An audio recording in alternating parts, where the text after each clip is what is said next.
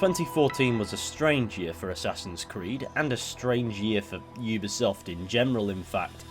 They'd released Watch Dogs, which on launch was a bit of a buggy mess, not to mention marred in controversy regarding downgrades, which frankly isn't the worst thing in the world, but the point is the more than serviceable game beneath took a while to shine through. Assassin's Creed Unity later in the year had a similar launch problem with regards to bugginess, even though many players claim to have sailed through fine, therefore the problem didn't exist at all, despite evidence to the contrary flowing like water from a tap. Then there's the Uplay client, which in its relative infancy was a bit of a pain in the arse. But my point is Ubisoft's reputation took a reasonably sizable hit in 2014. But Ubisoft also made a strange decision that year, to release another Assassin's Creed game in the same window as Unity to account exclusively for what was at the time the previous generation to cover the jump between one gen and the next. Rogue. Assassin's Creed Rogue was a strange game. Very much so a throwaway gap filler for those who are yet to upgrade to the newest consoles of the time, and yet over the years that followed it proved itself to be fairly popular among many circles of the Assassin's Creed fanbase. One revered for various reasons, and I respect it myself. Rogue is a game I have a lot of time for, even though on a fundamental level it's just an arguably worse looking Black Flag due to the fact it launched exclusively on previous gen to avoid crossing wires with Unity, despite Black Flag in 2013 dropping on Xbox One and PlayStation 4, along with the previous generations of the time. Love it or hate it, its very existence is weird. Not a bad weird necessarily, just strange. So now that we're in 2024, and a decade has passed, well, not quite as we aren't in November, but I have a feeling I'll be busy then and I want to do this video regardless. I thought it was time to fire up good old Assassin's Creed Rogue, re-experience the story of Shay, Cormac, and produce a video I can be proud of, rather than 16 quintillion mini critiques I'd have done back in the day when I was yet to be made self-aware of my descent into Ubisoft hell, and hopefully articulate what it is that I actually feel about this game. As this title was probably one of my biggest victims when it came to articulating my love-hate relationship with the series, well, at least before the RPGs. So here we go. Assassin's Creed Rogue, 10 years later.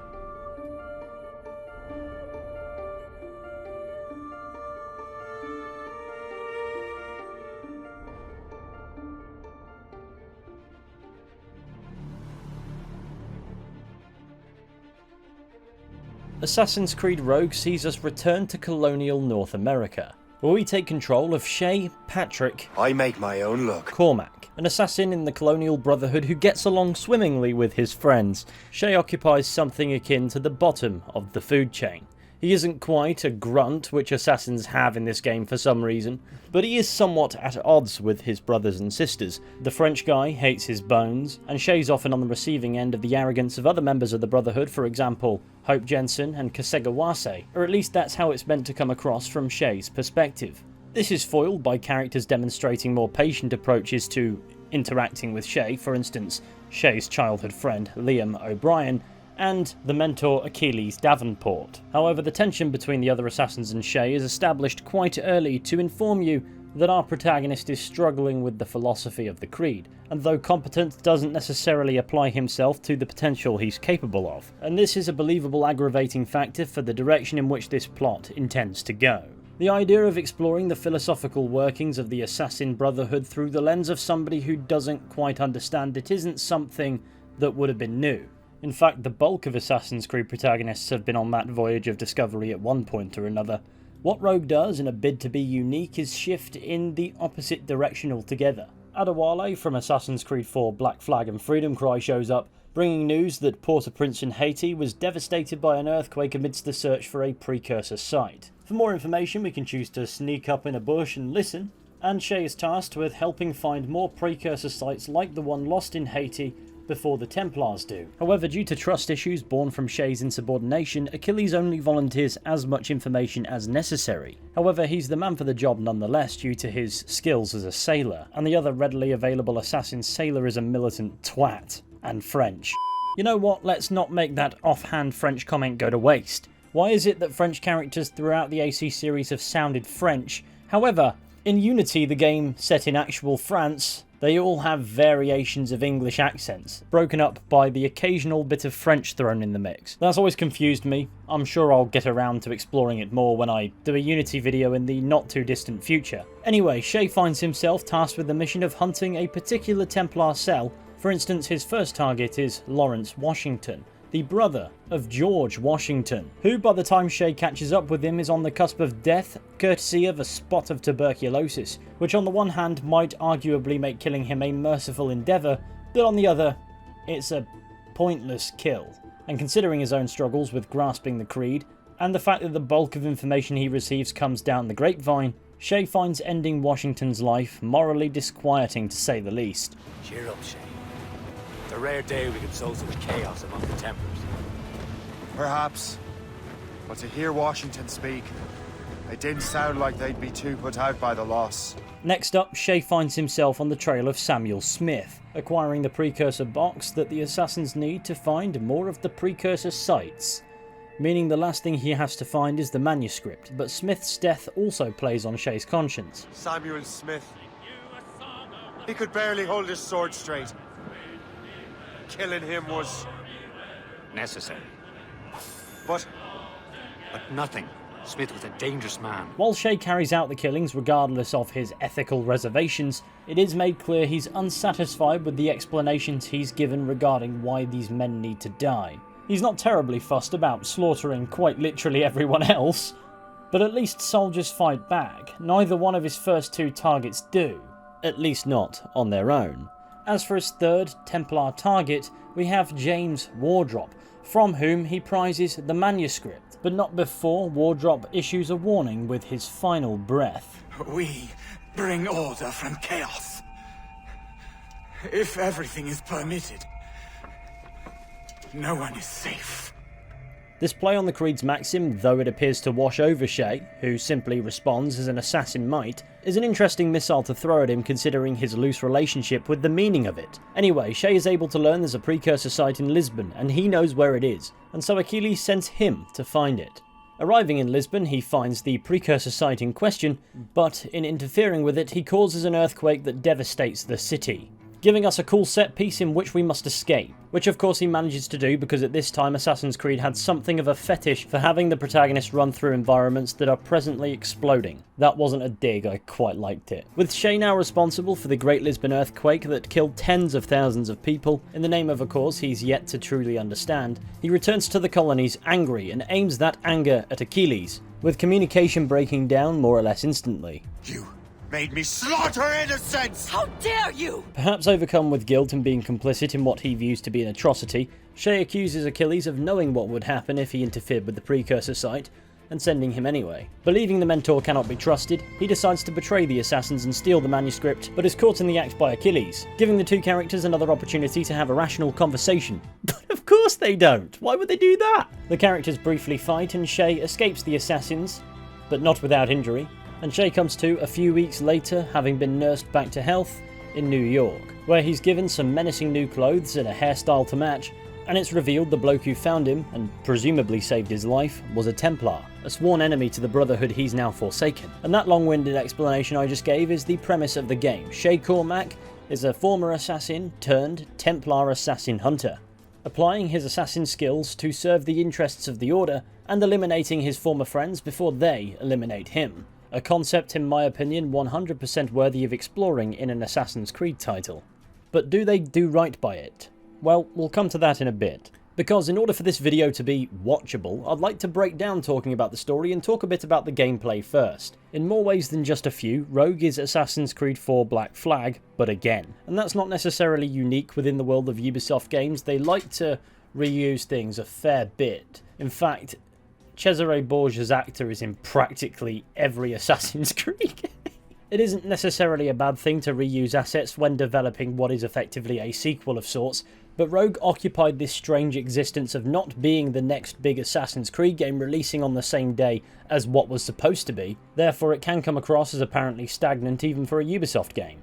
The UI is the same, the movement, the combat, the stealth, The game even carries over that huge emphasis on Naval, which was a massive selling point to Black Flag. Even the modern day takes place in the same Abstergo office that the modern day of Black Flag does, and your Animus looks like a television in an office space adorned with statuettes. Speaking of, the existence of a Steed Bonnet statuette surely implies the existence of a Steed Bonnet cum jar. The negative of being set out as not the future of the franchise is the game can come across as a bit complacent, even perhaps more so than it actually is, which is also a criticism I would level at Assassin's Creed Mirage, which exists under fairly similar conditions.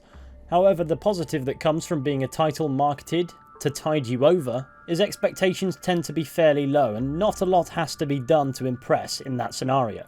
And what I mean by that is nobody's expecting the game to cure cancer, but it does have to justify its existence. Rogue's gameplay being not just fundamentally, but rather comprehensively Black Flag isn't a bad thing. I liked the gameplay loop of Assassin's Creed 4, even if at times it could be a bit frustrating. The animation-based parkour allowed you to clamber on more complex shaped things like trees, and because it functioned by assuming what you wanted to do, it also allowed you to vault small obstacles. However, this advancement of the Assassin's Creed 3 parkour system is far less open to player input than the Ezio trilogy or 1, and while I believe it would have been nice if it was, it's not necessarily a hill I want to die on, but there is no real skill to apply to increasing your speed, and after a few hours of gameplay that can to some become tedious. Not to mention the game's assumption of your intended direction of movement can end in the game fucking you over. The combat is also animation based and for the most part isn't challenging in the slightest. There are times where the environment can work against you and your enemy's AI works in ways that it isn't intended to, which actually spices things up, but for the most part you're completing chains,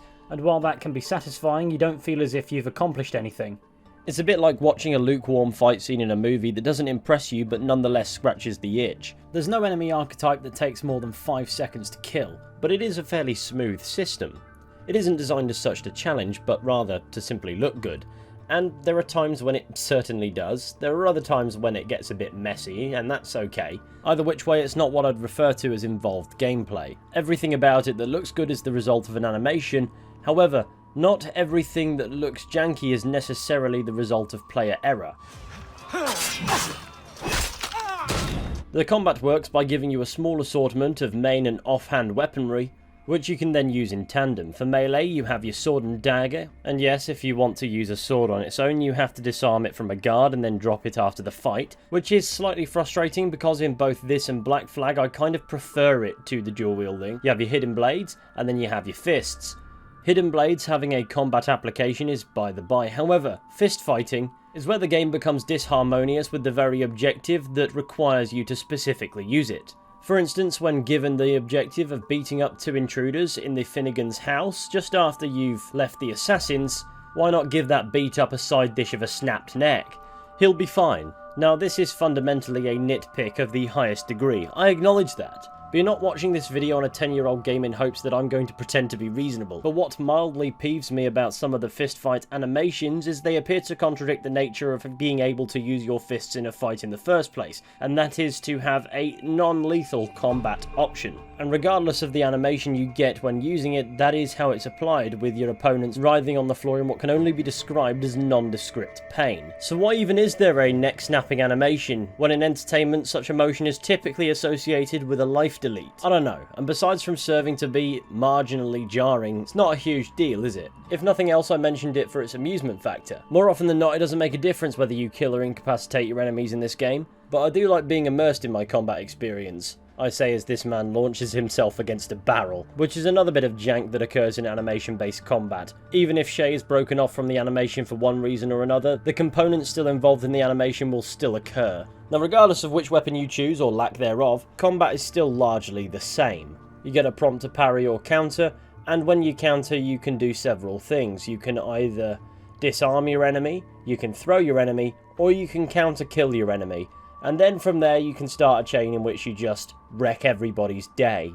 What you can get away with does depend on enemy archetypes. Some can more or less be ripped apart without any tactics whatsoever, and others have incredibly reliable, easy to exploit foils. However, you've got to think to use them even when on a roll, otherwise they can risk breaking down the flow of your kill chain. You can also counter kill with your offhand weapon, which I think is cool, and also apply it in the middle of combat for some snazzy double kill cams that never get old. For them to occur, they do rely on one of the two enemies you kill teleporting a bit, but we'll give it a pass on that. The double kill animations are certainly my favourite part of Assassin's Creed 3, 4 and Rogue's combat. However, in both 4 and Rogue, it's incredibly rare that they occur naturally. Obviously, when you've built up a chain, you can apply them yourself, using your offhand weapon, and employ those kill animations. However, if you want the double counter kill, you basically have to register with the game that you want a double counter kill. You instigate a fight with 3 guards, even though you only need 2, but for some reason, for the opportunity to present itself, you need to be engaging 3 guards and not 2. And you press the counter button a few times and follow it up with nothing, and the game will reliably give you a double counter opportunity with 2 enemies attacking you at the same time. However, in 3 I remember this occurring much more randomly and naturally in combat.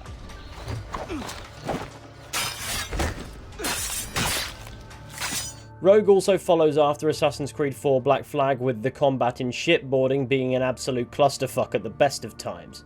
Since detection goes a bit ski-whiff here, sometimes the game thinks you're assassinating enemies so they can counter that because they've detected you. Also, your entire crew will make it their life's mission to get in your way and break down your flow of combat. So oftentimes you'll default to using the puckle gun as much as possible during shipboarding to avoid actually boarding the enemy ship. To be fair though, the puckle gun is an improvement over Black Flag's swivel guns in my opinion, but we'll get to that later. As for the stealth, it's competent Assassin's Creed stealth. You stick in the bushes, you blend with the crowds. You employ a high vantage point to go unseen. You can hide in haystacks and ambush enemies from them. And of course your enemies have a detection meter, so you're not immediately detected the moment you're sighted. The stealth in this game is just as competent as the stealth in Assassin's Creed 3 and 4, however I noticed it relies on you using it less, because Rogue actually uses the stealth mechanics against you.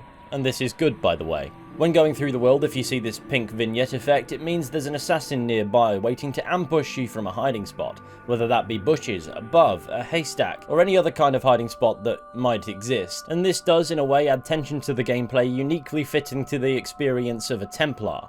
Being a former assassin, not only can you use the stealth mechanics to your own advantage, but being a Templar, the assassins will reasonably use them against you. However, this game's depiction of the assassins is a problem we'll come to later. Let's just say they don't portray the Brotherhood in the best light, partially by design, but also sometimes just for the sake of it. To aid you in stealth, like Black Flag, you have the sleep darts, courtesy of the blowgun, with the added feature of bombs. So all in all, it's a competent system, largely identical to that seen in Assassin's Creed 4 Black Flag, with the caveat that you're not the only one using it. So let's talk about Naval. This system is certainly of the polarizing variety. You either love it or you hate it, fundamentally speaking, with the shades of grey coming from how you digest its extent of application. My stance is, I enjoyed Assassin's Creed 4 Black Flag's naval system, but I feel as if even for a pirate game, the game over-relied on it. Not to mention only Ubisoft could come up with ship tailing missions and pat themselves on the back for it. And sure, Rogue employs the same approach to naval, but if anything I think they did improve upon its application. Sure, there is the odd ship tail where it's appropriate, but the key word is odd. I think during the development of Rogue there was an understanding that tailing a ship is fundamentally boring, and so such objectives are used much more sparingly, and usually don't eat up too much time either. As for the general flow of other naval missions, Rogue sure has a lot, but it doesn't feel as dominant as it did in Black Flag, and that's partially because we're no longer playing a game in the golden age of piracy in which ship mechanics will naturally come to the forefront, but it's also because Rogue is reusing a lot of Black Flag's assets and understands that it needs to be different to actually be different. With that in mind, the naval is still a hugely present aspect in the game, but it feels far more measured against the other content in my opinion.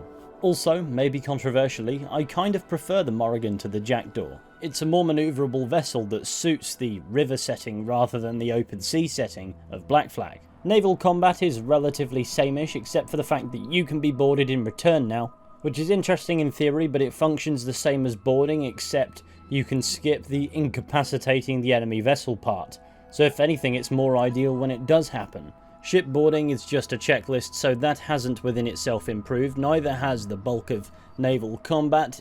It's fine, it's serviceable, that's kind of all it needs to be, and upgrades are satisfying to acquire and require you to engage with the system in order to gather the resources to be able to do the upgrades. Now, I will say I find it interesting you can't buy the resources required to upgrade the vessel. You have to plunder them somehow, whether it be from a ship, a supply camp, or indeed a warehouse, but of course you can sell said resources no problem. Providing shortcuts to things is certainly a grey area in games, but if the system gets repetitive, and the Naval most certainly does, surely it wouldn't be such a bad thing to have a means to bypass a lot of plundering that still requires the player to engage with the game, just simply the other content. But that is arguably another nitpick. Now, there are a couple quality of life improvements to the Naval in Assassin's Creed Rogue. The puckle gun being more useful than the swivel gun in boarding is one of them, but it also feels less as if the world around you is crafted around the Naval.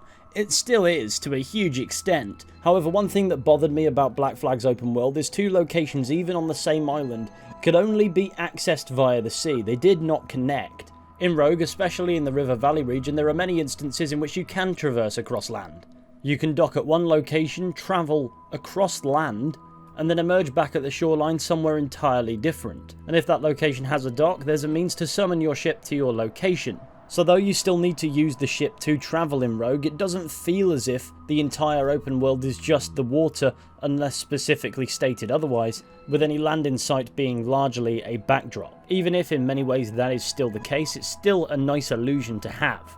We'll talk more about the world and the setting in a bit, but for the time being, let's return to the narrative. When in New York, Shay finds himself rooting out the city's gangs controlled by none other than the Assassins, who brazenly fly their insignia on a flag. It's interesting how the game depicts the Assassins now that Shay isn't one of them. There are positives and negatives to take away. Positives first, it's perspective. Shay is questioning of the Brotherhood even before his betrayal. He doesn't truly understand the extent of what's going on. From his perspective, Assassins kill Templars because that's what they do. And following the events in Lisbon, he sees the Assassins as a destructive force meddling with powers they don't truly understand. And that's the best case scenario. At worst, he sees them as indifferent to the destruction they do cause, as long as they beat the Templars to the precursor sites. So when Assassin-sponsored criminals barge into the Finnegans' home after they nursed him back to health, it does very quickly tar the Colonial Brotherhood as being indifferent to the hurt they cause, and even if it is based on confirmation bias, that is Shay's perspective. The game wastes no time converting the Assassin Brotherhood from allies to antagonists, and though it's a tad cartoonish in execution, with dialogue such as the following: I will not let you destroy everything we have built! You won't hinder our plans! Which plays into the notion that Shay has revealed them for who they are, rather than Shay believes them to be a certain way because that's what he believes. The intent of the game is made clear, and that's to provide a new perspective that makes the Assassin-Templar conflict integral to this franchise far more grey than simply a story of good versus evil.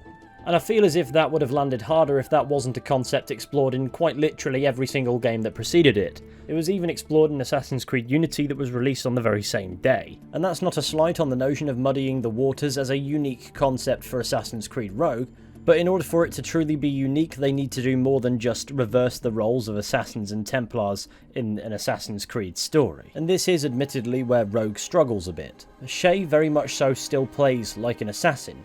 He just assassinates assassins who act like Templars. In fact, there are various scenarios in which the Assassin's gang will just execute hostages who are innocent, which is so far against the creed it's unreal. In fairness, the Assassins being led astray by arrogance isn't lost on the plot of Assassin's Creed Rogue. The Assassins are portrayed as arrogant very early on, and Shay not understanding the meaning of being an assassin is appropriate because there's no character around that could possibly enlighten him as to the meaning themselves, with the exception of maybe Adewale, who is present merely for fan service rather than plot. Of the Colonial lot, the only one who seeks to understand what it truly means to wear those robes is Shay himself, in more or less questioning everything, in a way that makes him more of an assassin than Achilles, Liam, Hope, Chevalier and Kasegawase combined. He's the only one who approaches his responsibilities with any outward mindfulness, but the notion of the Colonial Brotherhood losing its way is lost on the plot, considering it's framed from a position where that doesn't matter. Shay aids Monroe to begin with because he saved his life, not because he's a Templar. Monroe is seen as simply a good man to whom he owes a debt, and he allies with those who happen to be Templars by circumstance. And it's through this that the Assassins discover he's still alive, and the animosity kicks off again. Becoming a target by default, Shay is forced to kill his former ally, Kasegawase. We trained you well, traitor! Kasegawase. It didn't have to be this way. It did. You are an enemy. Achilles will see you dead. What he's doing is wrong. Who are you to judge? The Templars will fail. You will fail. Monroe is already dead. And as you can see, the assassins become mustache-twirling villains, and this early reverse assassination, shall we say, is where Rogue displays a massive wasted opportunity when it comes to depicting the assassins, or at least this particular sect of the assassins, as having lost their way. It's fair to say that it shows that the Colonial Brotherhood has lost its way, it just doesn't show how or even tell us why. As a result, they're portrayed as a power-hungry, vicious for the sake of it faction, whose only driving force is the prospect of antagonising or killing Templars. Sure, there's a MacGuffin chase in the form of precursor sites that can cause earthquakes, but what is the actual purpose of these sites outside of their precursor nature? And why did the ones who came before, or the Isu as they're now known, establish these sites to begin with? Is it to hold the world together? Then why did they make it so flimsily that at the slightest interference, Lisbon falls? Is it designed to tempt people into ripping the world apart?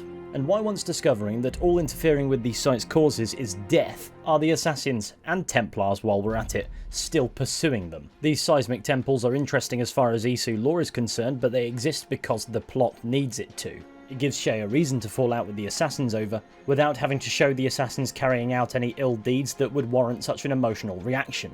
As a result, the breakdown in communication between Shay and the other Assassins is born from irrational logic, which makes sense in the moment because Shay's overcome with guilt and Achilles recently lost his wife and son, but at no point does any character bring some common sense to the table. Miscommunication causes fallouts in real life on a regular basis, however it doesn't necessarily make for compelling storytelling because there's always a time where you reflect and realise what an utter farce it was. So when you're observing it from the third person perspective, it's immediately frustrating. Don't get me wrong, it can be used in good storytelling, but it needs to be addressed for what it is. I think it would have made for much more compelling storytelling to see how the Assassins had lost their way, and have a conflict of interest arise more directly from Shay's beliefs of what an assassin should be versus what the Assassins in the colonies are, rather than an immediate alienation that cuts him off from ever exploring the philosophy of the Brotherhood and realising that the colonial assassins weren't true to it. And that could easily have taken a back seat in favour of exploring Templar ideology, but it just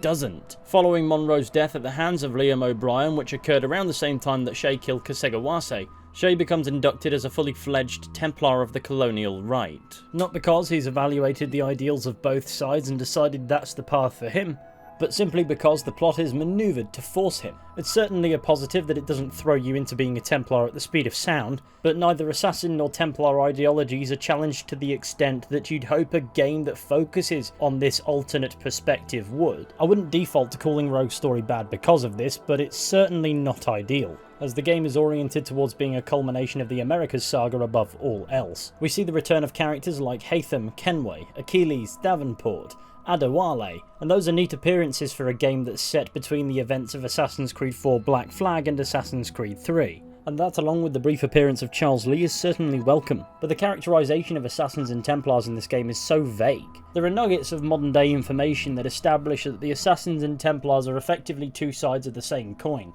They have the same end goals, they just don't necessarily see them the same way, and their methods differ accordingly. Using examples like the betrayal of Al-Mualim in Assassin's Creed 1 to hit this point home. As sometimes, and this is quite true for the franchise, the line between Assassin and Templar blurs. I'm sure many on a first playthrough of Assassin's Creed 3 didn't realise Hatham was a Templar until, well, the game told us. But such a premise is one Rogue establishes but doesn't explore. And thus the very concept of playing as a Templar goes wanting here. Because, as I said earlier, though Shay is a Templar in name now, not enough time is dedicated to exploring the meaning of that. Shay is just an assassin-like Templar killing Templar-like assassins, with the exception being the assassin-like assassin Adewale, who shows up again simply so he can have a showdown with Hatham Kenway more than anything. You will die as a traitor!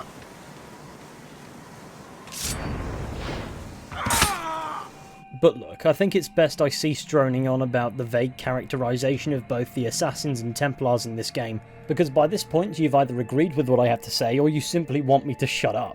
Understandably, might I add. So let's take a brief moment to talk about the modern day. Throughout the Assassin's Creed franchise, the games are actually set in the modern day and you're revisiting characters' memories through the use of a magical machine known as the Animus. You were just in an Animus. Animus, yes? You were using it to access a genetic memory file in Helix labeled Shay Cormac? You worked for Abstergo Entertainment, remember? any of this ringing a bell. The application of modern day is certainly a point of contention among Assassin's Creed fans. Back when there was a clear narrative being followed, it helped conjoin one game's setting to the next, and so on. However, before Assassin's Creed Rogue, by the end of Assassin's Creed 3, the notion of this franchise ever receiving a conclusion was introduced to the concept of defenestration. Assassin's Creed 4's modern day was undeniably fairly weak, and Rogue follows suit. We play as another Abstergo Industries employee working in the very same office as the employee we played as in Assassin's Creed 4's modern day, where we effectively traipse around a modern day Templar office and find nuggets of information wherever we can find them. Typically done by hacking computers with ridiculously easy over-explained puzzles and picking up other details in an environment so rich in Easter eggs that it may as well just break the fourth wall already, in which we play as a faceless, nameless, voiceless character who just kind of exists. In Rogue's modern day, accessing Shay's memories unleashed a virus on the Abstergo system, so effectively that's all the modern day's there for. We need to see Shay's memories through in order to fix the problem. But we learn from the character Otto Berg that we may indeed have discovered something more interesting. And as you can imagine, the modern day's biggest issue in this game is it feels as if it's heading towards a dead end. And that's something the modern day of many Assassin's Creed games has struggled with since, having a point. It's stronger than some on account of the fact that it gives us some lore which may or may not provide context for what's going on, both in the Assassin's Creed universe and the isolated story of Rogue, but for the most part it's hard to discern what the actual point is. Its culmination is wrapped up with the conclusion of the main story, so I'll talk about that a bit later. But when people use games like this and Black Flag for examples of why Assassin's Creed should ditch the modern day altogether, you can't help but understand why, even if you might disagree. Because the overarching sense of mystery that followed the modern day storylines of the Desmond Miles saga, shall we say, is gone. But I think it's time we talk about something that I absolutely adore about Assassin's Creed Rogue.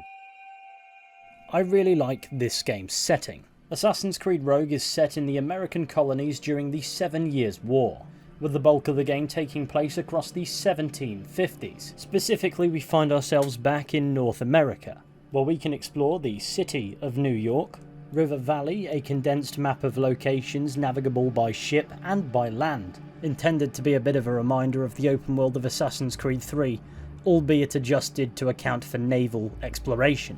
But my favourite is the North Atlantic, where these icy cold waters serve as the perfect contrast to Assassin's Creed 4 Black Flag's hot tropical seas, where icebergs can serve as obstacles, and the Morrigan must slice through thin sheets of ice atop the water, beneath the majestic ethereal glow of the Northern Lights. For the most part, Assassin's Creed Rogue plays and looks the same as Black Flag, but the environment you're in here both looks and feels like a different beast, creating, importantly, an entirely different atmosphere, one that feels colder and more isolated, that lends itself better to the story of an assassin turning to the ways of the Templars that just wouldn't thematically suit the warmer climate of Black Flag.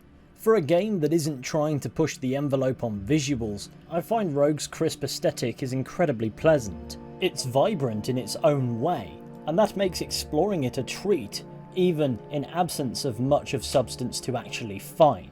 And there are limitations that come with this crisper environment. Take a plunge in icy water, for instance, and you might freeze to death. Decide to explore a cave and you might encounter a polite polar bear who needs to borrow your skin for tax purposes, which will usually result in a quick-time event which ends in you taking his, but the point stands. The deep cold waters are home to seaborne behemoths, and these things, though not groundbreaking or even new for Assassin's Creed at this point, help sell you on this open world's authenticity. Even if the Assassin's Creed games frequently fall back on the canon fact that they're simulations, there's something truly atmospheric about Rogue's setting. But then again, I do have a soft spot for cold environments, especially in open world games. There's something serene in that setting, as if it gives you clarity, and it's perhaps that calm feeling I get when playing Rogue that makes me lenient when Ubisoft did the very Ubisoft thing of creating this world space and then filling it with precious little of value. If you like the notion of pointless collectibles, Assassin's Creed Rogue's side content is pretty far up your alley. From random Animus data fragments to chests, the locations of the world spaces of this game are effectively checklists for you to complete. The side content of this game is not awfully or even remotely storytelling relevant, and oftentimes it boils down to collectibles. For instance, there are Templar maps with which you can find coordinates to treasure somewhere in the open world. You find the treasure, congratulations, you have treasure. There are sea shanties which slap when you're sailing, but collecting them boils down to chasing a piece of paper and looking nuts. Chests boil down to kicking them open and receiving money. If you're patient enough to even find out what animus fragments do, you're a more patient man than I. The war letters are admittedly quite interesting and come with some lore. Prosperity are just animus data fragments but green, that increase your yield in opening chests. One collectible that makes another collectible more worthwhile. You can collect Viking swords to unlock a special outfit. The cave paintings, if you're patient enough to combine them, tell a cool story, I'll admit that. And there are pillar puzzles you can do to unlock another outfit. But it isn't hugely individually engaging stuff. I'll lump in your classic Assassin's Creed viewpoints and renovations to buildings in here as well, because how I define a collectible is, you go to a specific location on the map, you engage with that thing, whether that be collecting it or renovating it or doing the viewpoint, and then you leave. Satisfied in the fact that you've got one less thing to do on the to-do list that the game provides for every single location. Call me insane if you'd like, but I do find something genuinely cathartic about doing this in Rogue. I don't typically find myself collectible obsessed, and I'm certainly not a completionist, but since there are so many and you don't typically have to stray far to find them, I always notice I naturally gravitate towards collecting them whenever I play this game. As much as collecting stuff for the sake of collecting them bloats the game beyond belief, you do find yourself expanding further afield, and then taking in the locations that don't crop up in the story. I just find it a tad relaxing, I guess. That said, in an open world game it should never come as a substitute to more meaningful side content. So let's talk about the slightly more meaningful side content in Rogue. For instance, gang headquarters. You have to infiltrate an assassin headquarters and locate and kill the gang leader, who is an assassin, so he'll run away from you and sometimes come and stab you and then continue running away. And then you've got to chop down the flag, and the headquarters is now yours. This will give you access to certain activities in the region that headquarters oversees, for instance renovating buildings, which gives you regular income on a 20-minute basis, and you can also unlock taverns. By instigating and winning a fistfight against rowdy clientele who just so happen to be the same gang members of the headquarters you probably just liberated. There are always 4 of these guys for some reason, but it's okay because in these fights you can launch them into things like barrels and tables, and if that's not good enough for you, you can always default to non-lethally snapping their necks. He'll be fine. Unlocking the tavern will allow you to purchase intel from the barman for the princely sum of £200, and that intel tends to be the whereabouts of a supply camp in the open world, of which you probably already have 12 that you know about.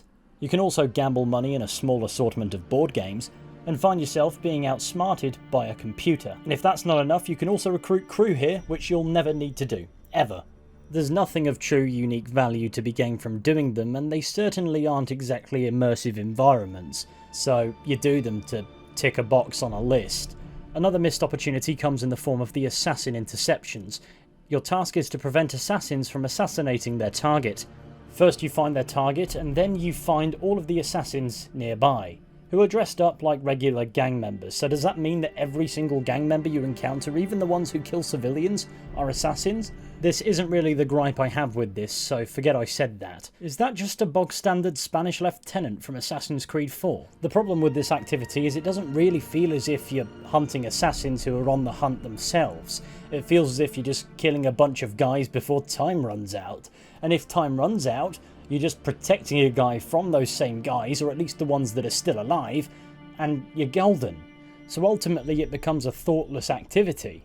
I think the assassin interceptions would have been cooler if they were treated as part of an investigation rather than simply preventing generic gang members from killing a guy. So for instance, you've got to investigate various locations in which you find targets that have been assassinated, and then you piece together that there's an assassin operating in the region that isn't a part of the story. And as you work through this several part side story, you eventually find this assassin, and then you kill them. And it's only one more formidable foe. Because even when the Brotherhood is thriving, assassins aren't meant to be abundant, they're meant to be rare. Especially if you're experiencing this world from the perspective of somebody who isn't one of them. Also, while we're at it, why are there contracts out on random people? What did this man do? I don't blame the game, however, for having shortcomings. After all, it was developed in around a year. But I do have to question why all the shortcuts came at the expense of the concept of the game. Now, there is side content that is entertaining, Harpooning a narwhal to death isn't what I thought I'd be doing today, but here we are. There's also hunting, and yes, you can still sleep dart an animal and then skin it alive. And with the spoils of your hunting, whaling and shark slaying, you can craft health upgrades, pouches, outfits and ammunition for certain weaponry. It's pretty standard. I also learned that berserk darting rabbits doesn't have the Monty Python effect I was hoping for, but does cause the game a spot of bother before the rabbit drops dead in a pool of its own blood somewhere. There are also hunting challenges in this game, which is just hunting, so with that let's shift away from slaughtering animals. There is content to be had while sailing, for instance capturing forts, which starts out as a sea battle and then becomes a land battle and is effectively the same thing that you saw in Assassin's Creed 4. Then there are legendary battles which function as a late game challenge for when the Morrigan is fully upgraded. You can do them at any time if you wish to get pasted, but as you can imagine that is ill-advised, and is nice rewarding content for bothering to fully upgrade your ship. There are also frontier clashes in which you help the British Empire fight the French, but like many other bits of content of its like, these minor scuffles do get relegated to a series of checklists, and sometimes I'd go as far as to say they don't make sense, but it is something that occurs in passing, and that's worth some points. You can also rescue citizens who are being harassed by assassin-sponsored criminals, for some reason.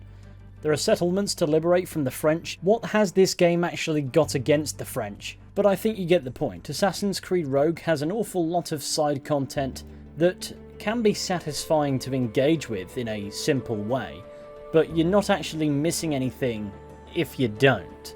In that respect, it's a very Ubisoft open world.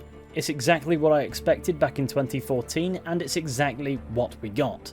And so, with that in mind, let's return our gaze to the plot. We've already gone over how Assassin's Creed Rogue puts little legwork into realising its own premise, and such a flaw unfortunately continues. Shay returns to New York, where he turns his focus to his former friend, Hope Jensen, who's in charge of the gang in the city, who are effectively left alone by the authorities. So he and Jack Weeks cause a scene by raiding a fort while disguised as members of this gang to ensure that they cannot ignore the gang any longer. A plan that surprisingly works considering I dedicated an entire hour prior to doing this mission to massacring people in the streets of New York, and outside a couple bounty hunters showing up, the authorities bothered me no more than usual. Nonetheless, it provides Shay with the distraction that allows him to locate Hope, who knows he's there anyway and attempts to kill Shay by leaving him in a room filling up with poisonous gases. Is she forgetting that Shay was an assassin once and she probably trained him herself how to escape scenarios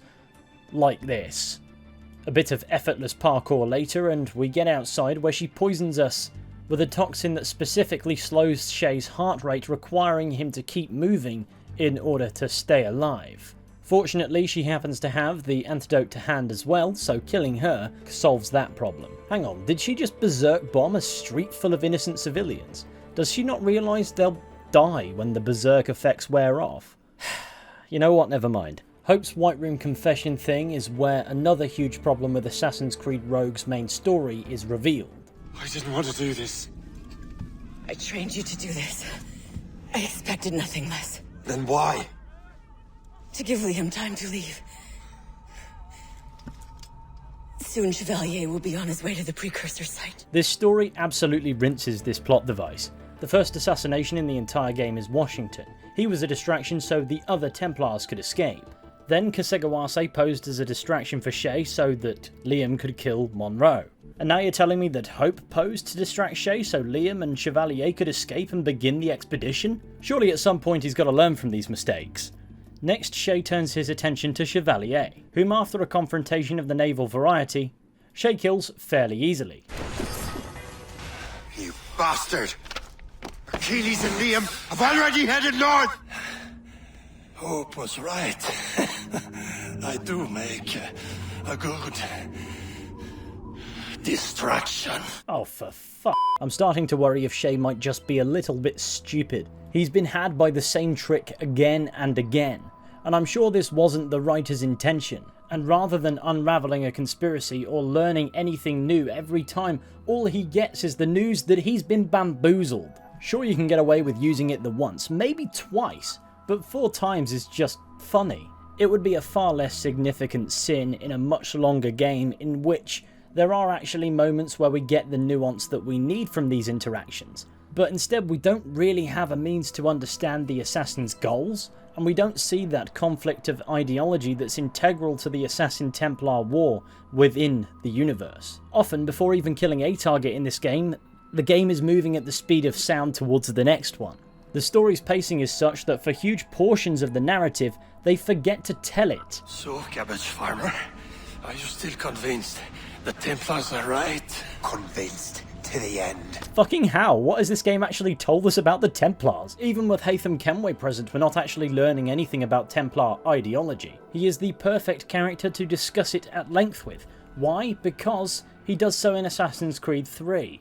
But he exists in Rogue more to be present than to actually make an impact. But let's move on before this video winds up much longer than it already is. Though this game's finale has some real jank to it, I'd argue it's much better than the story so far has warranted, with Shay Cormac and Haytham Kenway venturing to the nondescript far north to confront Achilles and Liam, and bring an end to the assassin expedition before they can cause more earthquakes, and of course to observe the penguins, because penguins are cool.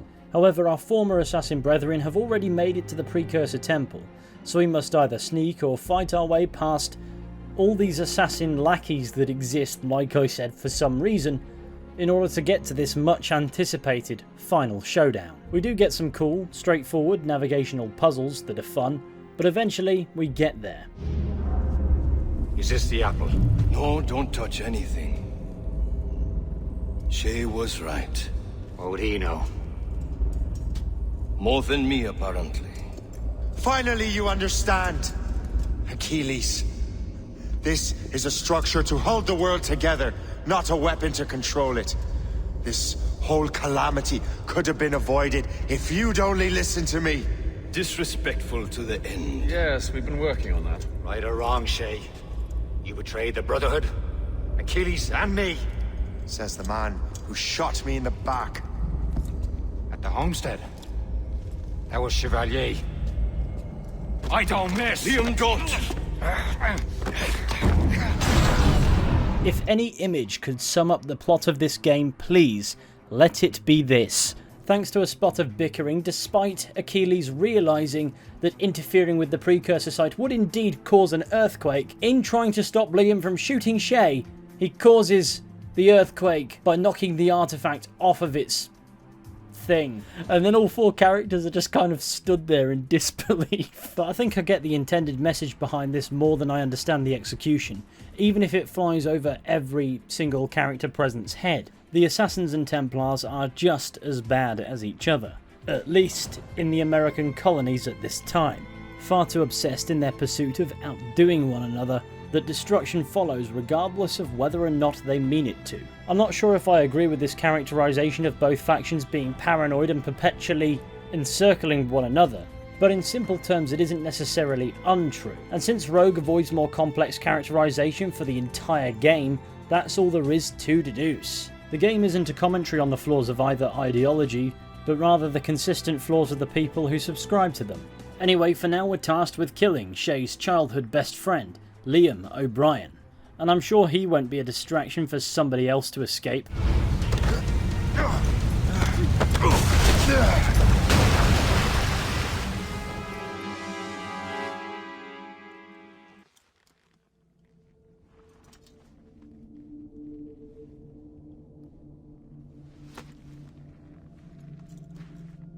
That was lucky.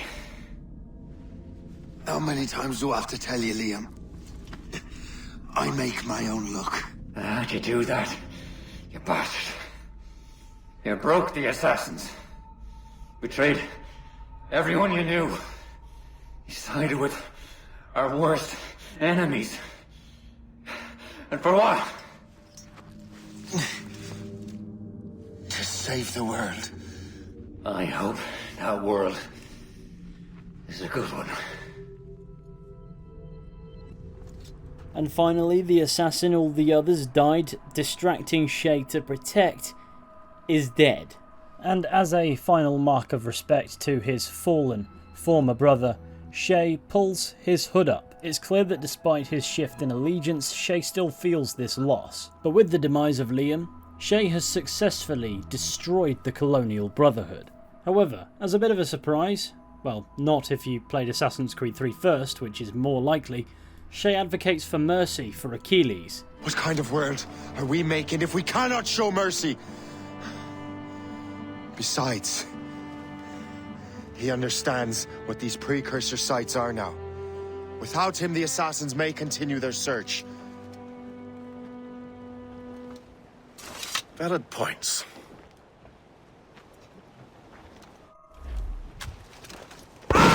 And Haytham finally starts acting like Haytham, which is nice. Never forget what has happened here. I won't. But the world will. On the one hand, Achilles' life is spared on account of his plot armor, but Shay wanting him to live so the Colonial Brotherhood never rises again certainly makes sense. As for where the story goes from here, Liam reveals to Shay earlier on that Chevalier sent the precursor box away, and he'd never find it.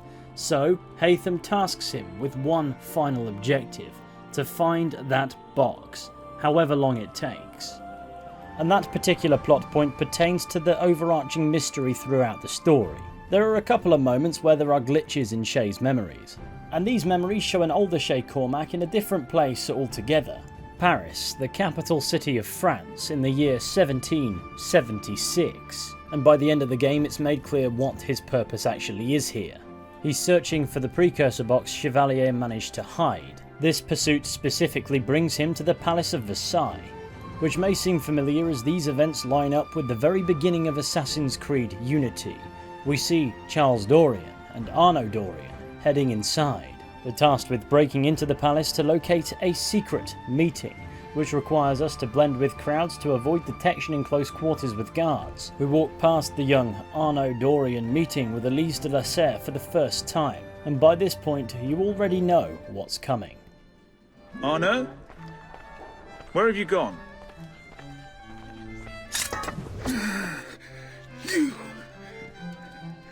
You're the traitor.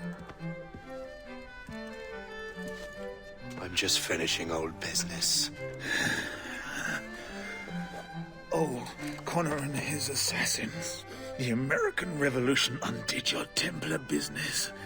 And perhaps we shall start a revolution of our own.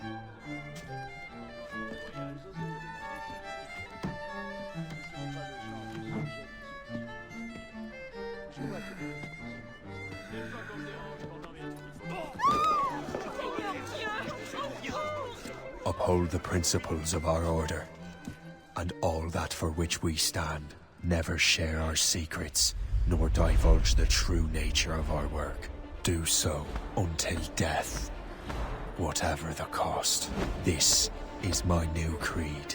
I am Shay Patrick Cormac, Templar of the Colonial, of the American right. I am an older man now, and perhaps wiser. A war and a revolution have ended, and another is about to begin. May the Father of Understanding guide us all.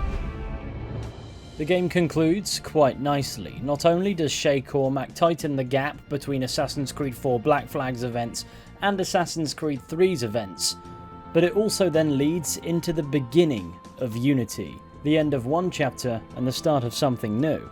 It's good symbolism. It didn't necessarily feel as if the game spent as much time earning it as it would have you believe, nor did Unity particularly do much with this cliffhanger. I say as if the games didn't release on the same day, and I'll have to explore what I mean by that in my inevitable Unity video whenever I get around to it. But before we go patting ourselves on the back, the story of Assassin's Creed Rogue isn't quite over yet. What I mean by that is we still got the modern day to deal with, which is probably going to be a bit simpler than I've built it up to be.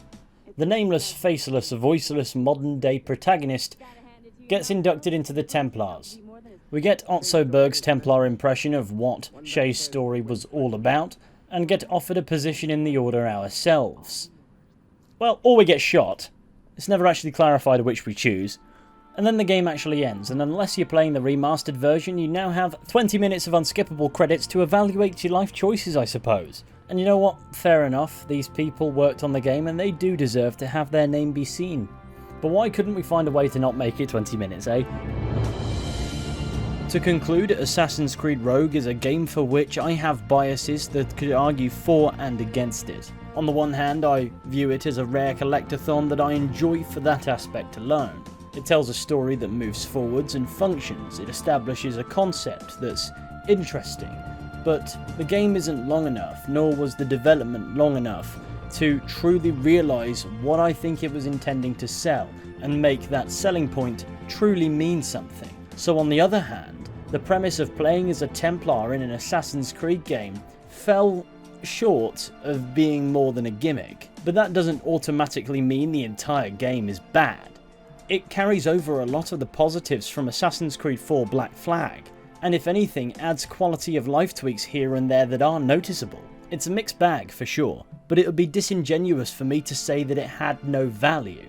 As weird as it was, as flawed as it is, Assassin's Creed Rogue isn't forgettable, it's enjoyable. At worst, it's a glorified Black Flag DLC, and if that was the case, it'd probably be the best expansion in the series. Not that that's an awfully high bar. But it did struggle as a standalone, because its premise wasn't to be groundbreaking remotely. It was simply to cover a portion of the market that hadn't upgraded to the contemporary generation of consoles yet. And considering its planned immediate redundancy, a lot of players remember it quite fondly. And though I wouldn't go as far as to argue that it's one of the best games in the series by any stretch of the imagination, I do have a strange soft spot for it, despite its flaws. After all, it's not what I'd consider to be a low point for the series either, and perhaps that's why I'm so harsh on it in some aspects where I see the potential and the execution goes wanting, and am more accepting of less significant flaws considering the time constraints that this game was actually built in. But perhaps that doesn't actually matter, but who am I to say at this point, as making this video has put me in a severe crippling debt to the sleep mafia, and they've told me if I don't sleep soon, the toe upon which my favourite fungus lives will get it. So with that said, I'm now going to conclude this video that you might refer to as a retrospective. If you made it to this part of the video, I want to thank you all for watching. I really hope that you've enjoyed it. If you did, be sure to go ahead, leave a like, subscribe, share the channel with your friends, all that wonderful stuff. It would be massively appreciated. I'm sure at some point soon, or even later on this year, you can expect a similar video on Assassin's Creed Unity, which promises to be a lot of fun. And with any luck, I'll be seeing you all very soon with another video at some point. Whatever that might be on, I don't know yet, I'm not there yet. But if you tickle that notification bell, you'll be among the first to find out when I do figure it out. But until next time everybody, please take care and goodbye. Also, this game has a really nice soundtrack, I thought I'd throw that in at the end. Right, I'm really gone this time. See you soon.